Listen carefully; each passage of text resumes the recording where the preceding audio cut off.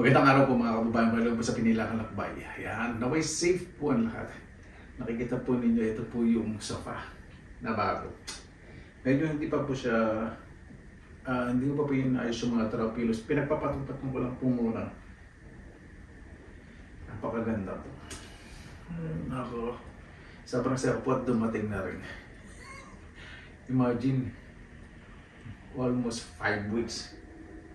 Napakaganda po ng quality.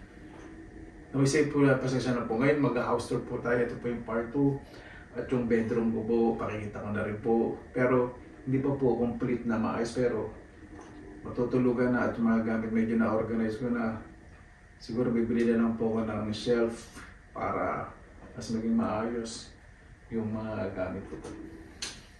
So, diba? Tara samahan po ninyo ako kung paano ko po in-empty yung bedroom na sobrang dami pong gamit po noon. At nag-ayos po sa kitchen, sa shower room at sa sauna. Ay, nako.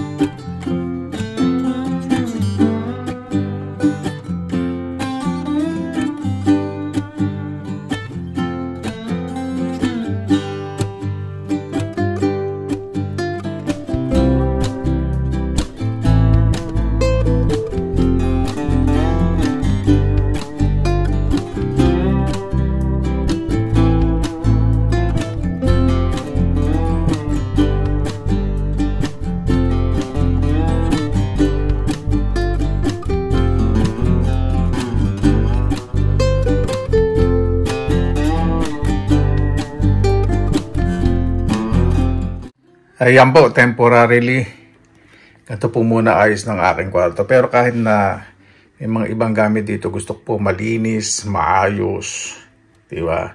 Ito po kasing sofa bed po nito, galing po sa kinikilala ko pong grandparents. Mamanaw na po sila pareho, kaya sobrang binabalyo ko po yan. Ibibili ko po yan ng mas maayos na foam para mas maganda sa kasosyal. Saka bibili rin po ako ng mga bagong mga unan. Kasi ito po yung dati sa sofa, diba, sa living room. Siyempre, puro libag na po yan ng ibang mga bisita. Hindi. Lalaban po yung washable po lang. Mas ang tama. Yan, tapos yung mga staff toys na mga regalo po sa akin. Lagay ko po ron. Para pag nag-invite po ko dito ng mga kaibigan, nakikita nila yung mga nire-regalo po nila. Ayan. Sa mga ibang halaman nilagay ko po rito. Siyempre hindi mawala yung mga halaman. Bibigay po ng oxygen, nag-clean po ng flow ng air po dito sa loob.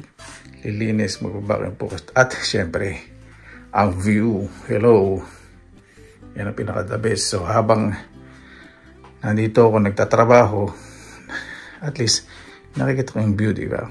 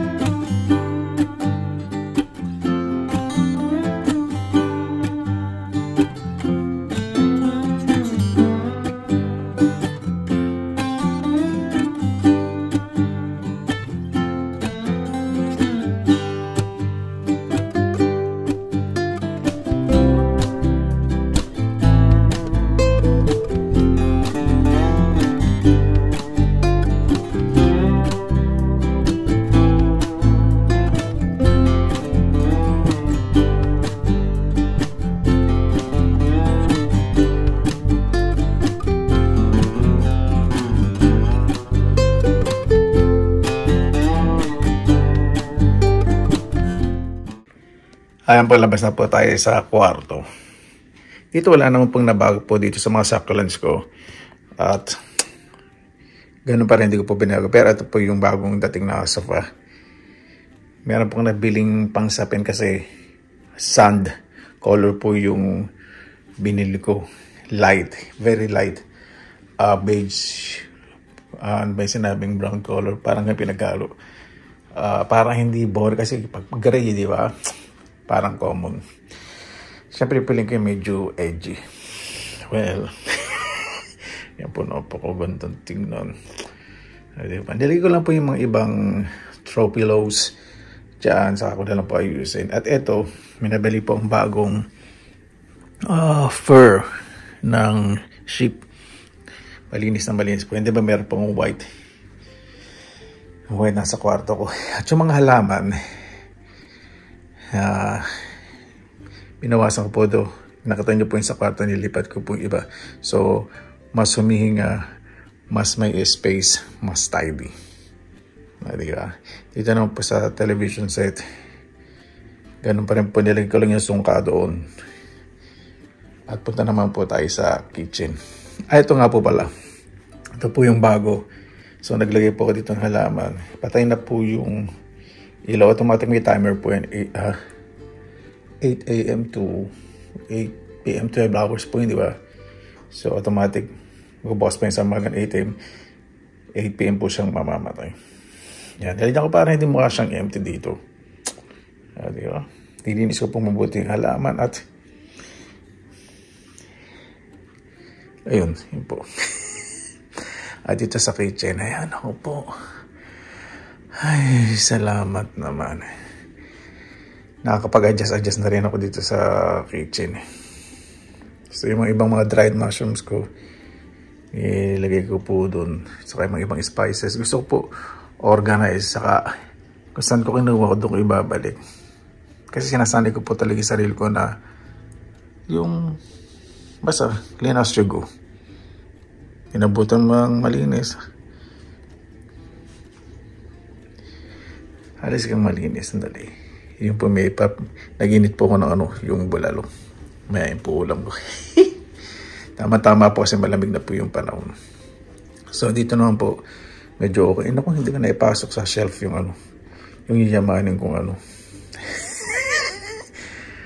kawali. Saka hindi ko natabi itong dustpan. Hindi po yung lugar po niyan. Di ba? Naku, patay na pala yung bulaklak na bigay ng finish mother ko. Marinis na, hindi ko napansin, sobrang busy. From kitchen to hallway, mapapansin po ninyo yung color scheme ko po. May brown, pero hindi po sobrang dark brown. Very minimal lang po yung mga ibang brown colors. Katulad ng basket po na itim na yun. Yung carpet, saka gray, black, white, light brown, saka brown. Kasi po yung para sa akin, nagko-complement po ng tidiness ng kulay. Ito, nilagay ko po dito kasi matagal na po sa akin po yan. Kaya ayokong ibenta o mag-gift. Sabihin natin hindi nagko-complement sa vibe. May po yan, may memory. Yung mga ibang arts ko hindi ganoon po ginalaw dito. At yung isang table po sa kwarto, yun. Baka ibenta ko po. Ibenta ko. Hindi ko tatanong yung mga finished products kung kailangan nila. Kailangan ko ng pera. Naman nila. At yung salamin, ayan. Yung table naglagay po ko dyan. Ito po yung adjustable. Pag may mga bisita, lalagay ko po yung sa gitna. Parang may mga ibang lalagyan ng snacks pagkain sa gilid ng table. O diba? Temporarily dyan po yan. Para pag lalabas po galing from toilet or sauna, itap po agad yung bangis ko sa salamin. Just like that. Diba? Nakaka-relax po. Ganda po nitong sofa na nabili ko. Talagang hindi naman yan. Pag yun napantanong ang presyo kasi pinag-iipunan ko po talaga bawat gamit. Gusto po kasi matagal gagamitin. Ang nanay ko rin po sa father ko gano'n eh. Kapag bibili po sila ng mga gamit, tagal gamitin. Katulad nung high school kaming magkapatid elementary, kapatid ko bunso saka ako. Yung pag bibili kami sapatos, laging may malaki ng konti para pag lumalaki kami, dinasayang sapatos. So balikan ko po itong bedroom. Dito pala yung tripod, hanap ako nakahanap. Yan. Merry Christmas. Ay, sandali. Yung entrance pala. Nakalimutan ko. Ayan, Merry Christmas. Sa kwarto ko. O, diba?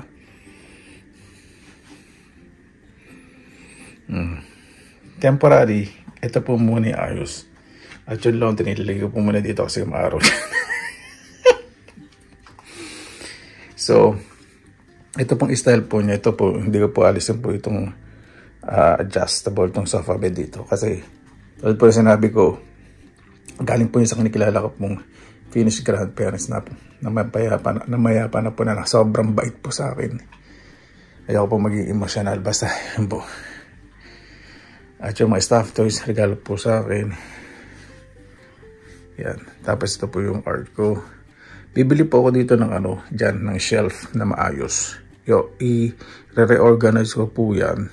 Saka, mas maayos tignan. Diba?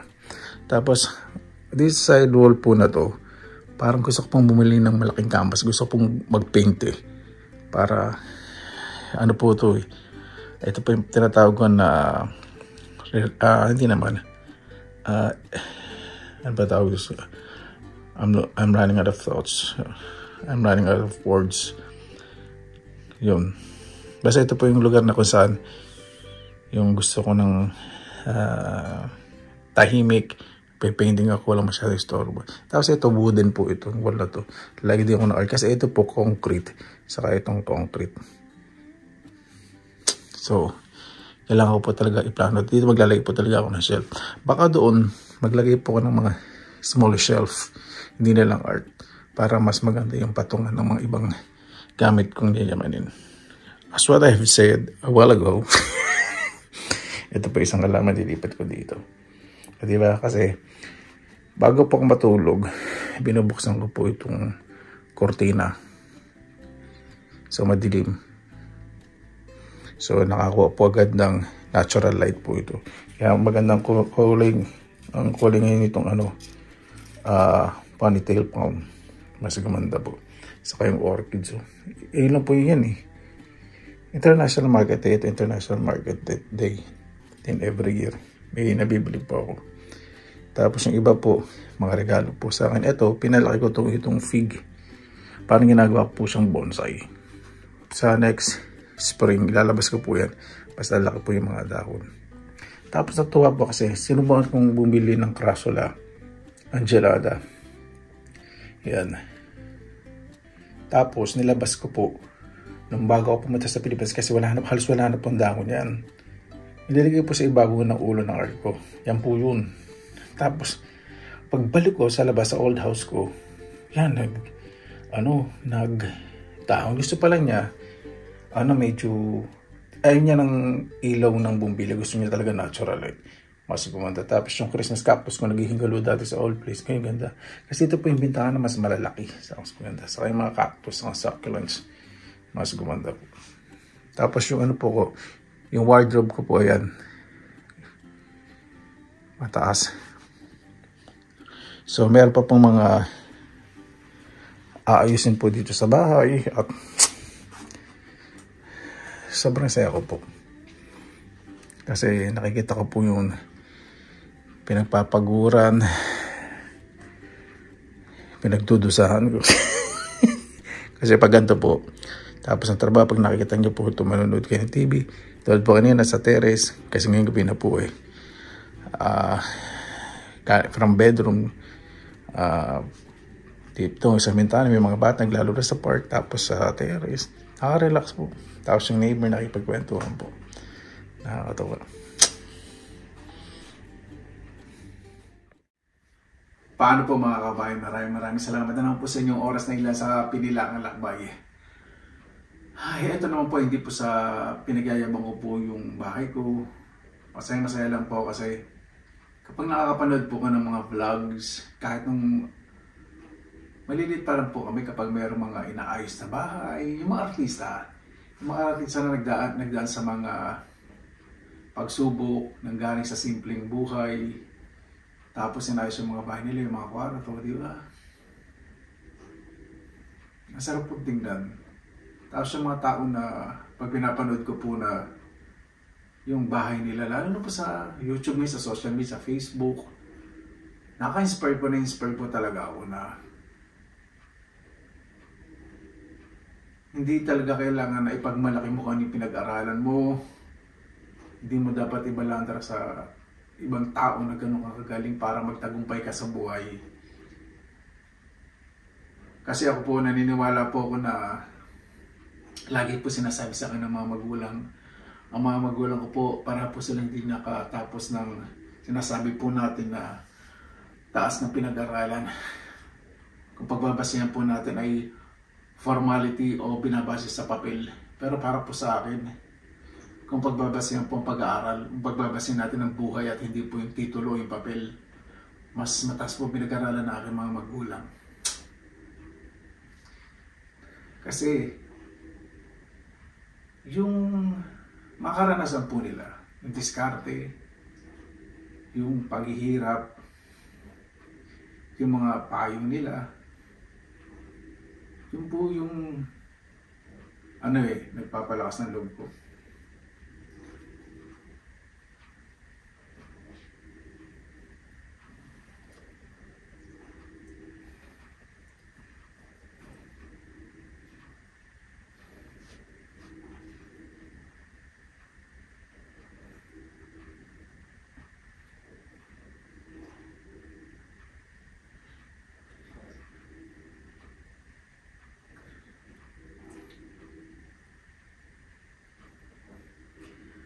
Pasensya na po.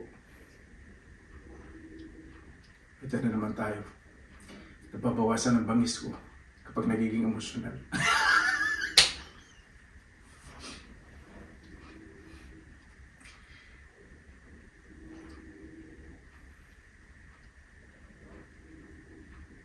Alam po ninyo,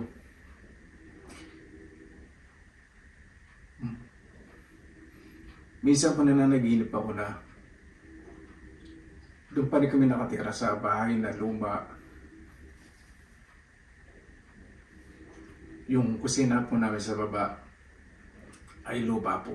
Nakapatong po yung mga magagandang kahoy na matitigas. Dati po kasi makakamura, di ba? Yung mga yakal, mulawin. Kaya matibay po yung mga bangko. Pag nandun po sa panaginip na yun, parang totoo na, ay, yung palang sa panaginip lang pala yun. Parang nagiging baliktad. Tapos, pag napapaginipan ko yung malakas si nanay, malakas si papa, masaya kami lahat.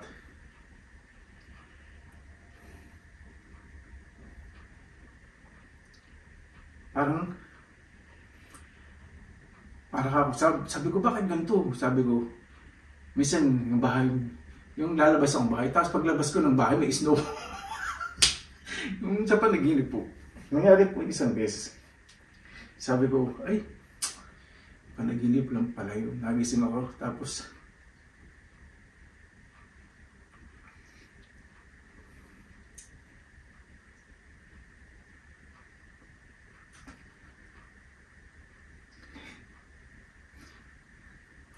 sinabi ko sa sarili ko, Diyos ko, maraming salamat po kasi sa panaginip ko po na ibabalik yung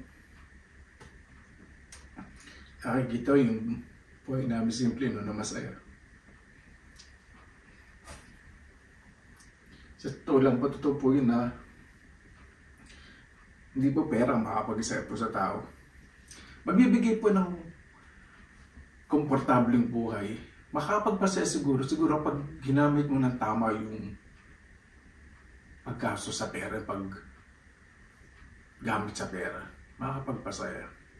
Depende rin sa tao. Pero pag malayo kayo,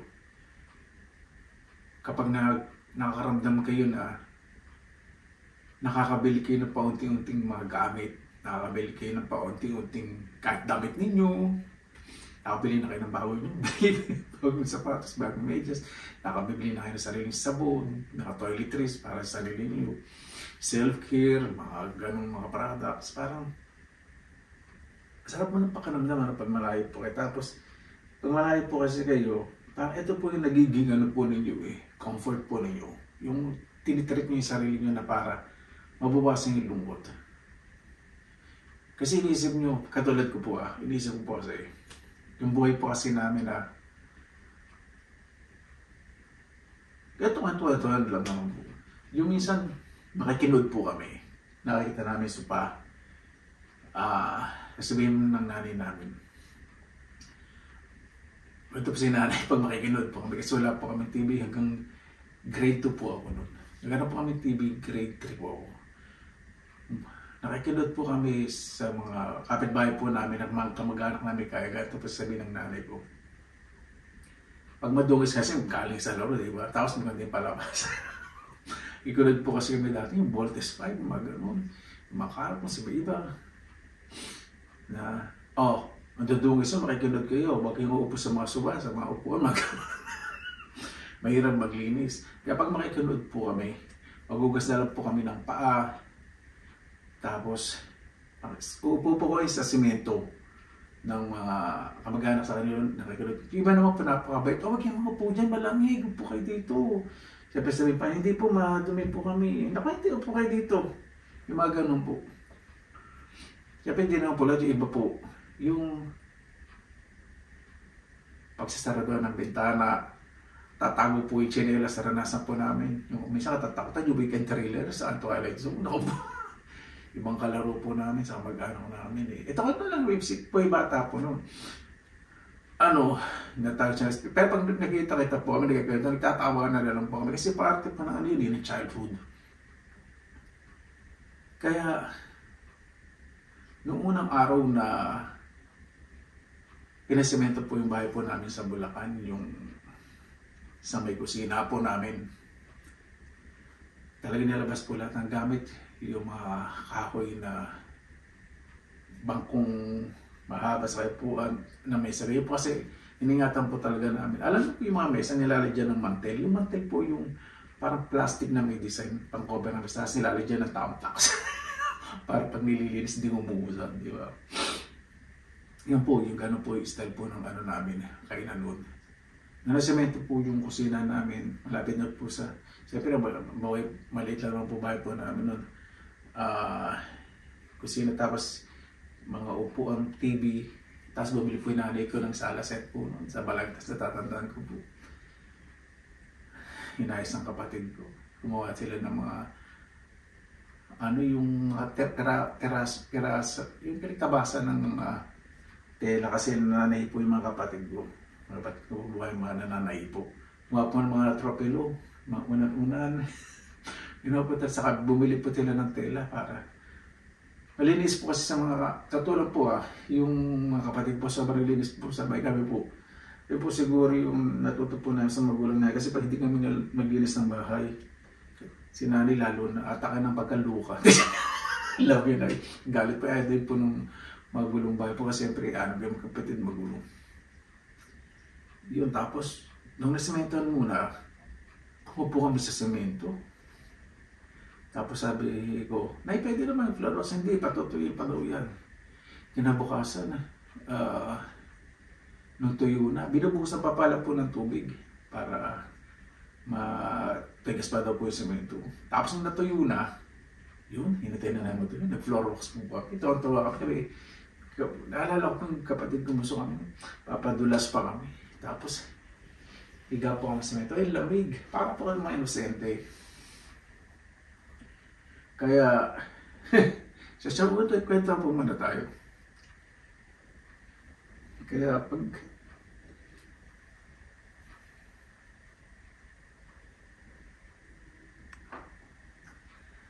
pag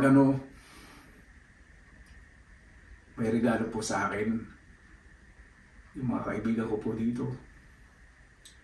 Siyempre sa Pilipinas kasi ako po, bihira lang po ang dali. Hindi po talaga ako napaghanda ng birthday ng nanay sa father ko. Wala po talaga. Ikwento nga po kami ni nanay. Di ba sa vlog nakwento ni nanay na hindi ako napaghanda sa birthday. Tapos nung nagtrabaho po sa isang bake shop, nakilala po sa Pilipinas, sabi niya, kaya mo hindi ka na bibili ng cake, tapos diyan ka napunta, tapos lahat ng cake natitigban mo. Ang bait po talaga ng Panginoon, Sabi ko nga Tapos, siyempre, pag yung maramdaman po niyo yung magbibigay sa inyo regalo, Tapos ito po muna tayo, pasensya na. Medyo naman pong stop Medyo na po tayo ngayon. Hugot. Ito po yung kasing dahilan kung bakit yung mga design po dito yung iniingatan kung bakit gusto pong ipakita po yung bahay, hindi sa dapat ipagmalaki.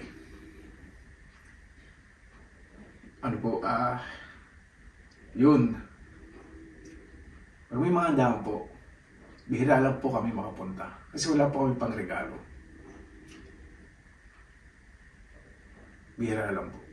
Kahit na po nasa Saudi po ang father ko, bihira lang po kami makapunta. Kasi talagang nagkakasya po ng nanay ko po sa pag-aaral po namin, elementary high school po. Yung gastos, nanay ko bumili po ng palay sa kabigas para hindi po kami makaranas ng gutom. At pag wala na kaming bigas, papakiskis niya po.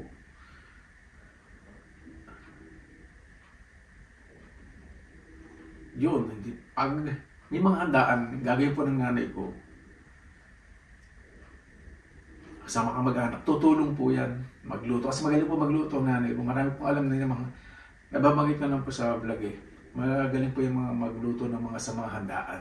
Galing po yung magluto ng minudong bulakan, yung relgeno, machado, imputi. Basta yung lahat po ng masarap, alam po ng nanay ko. Kasi yung parents po niya talaga tinuruan po sila magluto ng sila. Galing po yan ko, tulong magluto. Kung ano yung maitutulong niya. O maghuhugas ng pinggan. Agoy po noon. Nadala po sa aming ulam galing po sa handaan. Kasi sabi niya, huwag na kayong pumunta doon.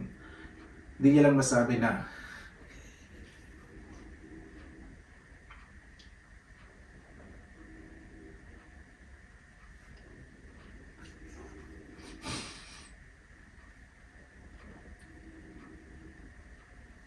pangit kong umiyak.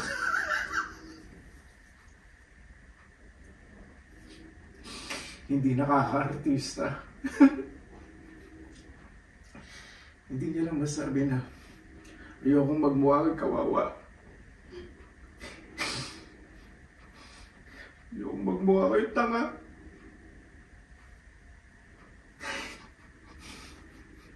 Ramdam po namin yun.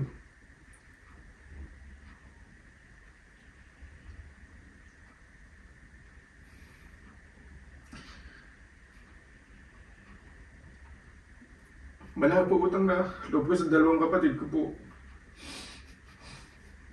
Sa bandlaki. Yung hindi naman dahil sa kanila hindi po ako makarating dito Sila po yung nagtulong para po makapasok po ko dito sa Finland mag-estudyante. At eto, binigay ng Panginoon yung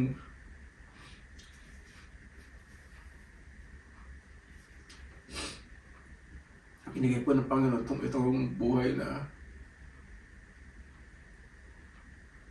kikwentuhan lang po kami. Dati maliliit po kami na ganto, kakaroon tayong ganto. Sobrang po binigay ng Panginoon. Ayun. Kaya mga kapatid ko po dito sa Finland, mahal ko nire-respeto po yung privacy po nila. Pamangkin ko po yung pumupunta po dito. Sa pamangkin ko po. Finish po yun. Tapos yung isa naman, hindi ko na po masyadong kwento kasi respeto po yung private life po ng mga kapatid ko. Ayaw po nila. Yung kapatid ko po siyempre ang bunso sa si ate. Si Dennis yung bunso sa Kamabig. Yung lagi nakita niyo po sa Pilipinas. Yun, sila po yung tumitingin sa bahay. Tapos yung panganay ko pong kapatid, siya naman po yung kasama ng ng mga magulang ko po sa bahay. Yung private din po yung buhay po nun. Siya po yung tumitingin po sa mga kapatid ko. Mahal ko po mga kapatid ko. Mahal ko po sila. Yun, kaya sabi ko, sabi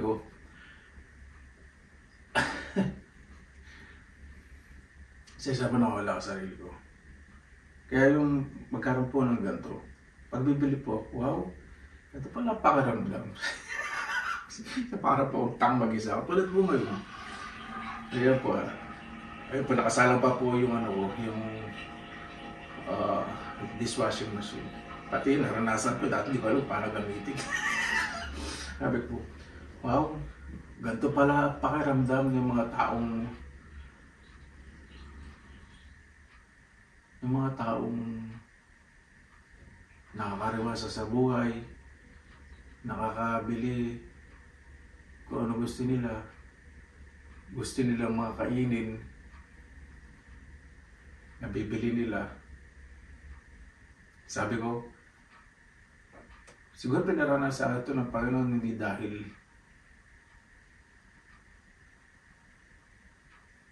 baguhin yung sarili ko. Siguro pinaranas ito sa Panginoon para laging tingnan ko yung mga nakaraan. Yung buhay na hindi dapat nagdadamot. Yung ganun pa rin. Isipin mo yung mga kapatid mo, sabi na nanay ko doon.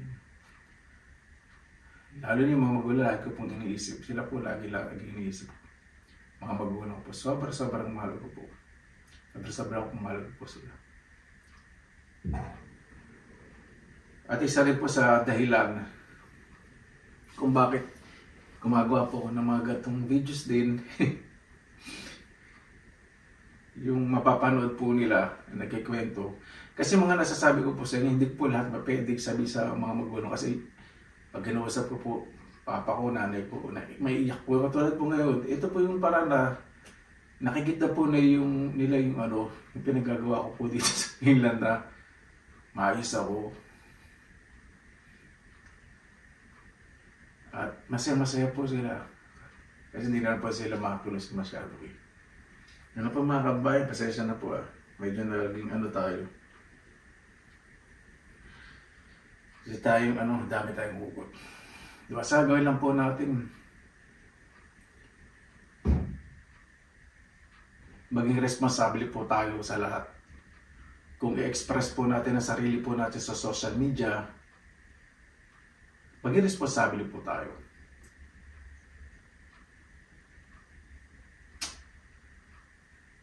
Lalo na po kapag may mga post pong iba at yung taong nag-post po naman na yun ay wala naman kayong kaalitan at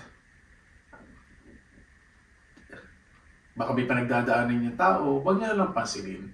O yan, message nyo, kuya, ate, muso, insan, pare, mare, anay, daddy, mami, lola, sino man, okay ka lang ba?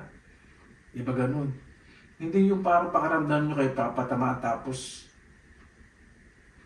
magsusulat kayo doon sa post na aawayin ninyo na bakit hindi nyo dapat tanongin? Lahat po kasi tayo hindi po tayo perfecto Kasi ngayon po, aminin po natin. We're in the age of information, ibig sabihin napakabilis na po ng flow ng impormasyon po sa social media.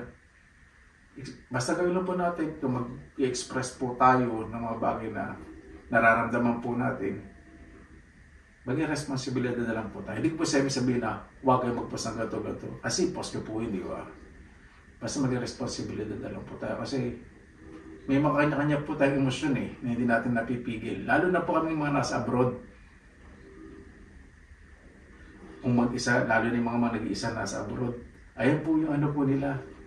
Way po nila para ma-express po yung mga nararamdaman po nila. Kaya intindihin po ninyo. Kapag ganyan, nangangailangan po sila ng atensyon at kamustahin po ninyo. Yun lang po yung gusto kong sabihin. Para po, maraming salamat na lang po sa inyong oras na ilan sa pinilang halakbay. Ito pong house tour po na to ay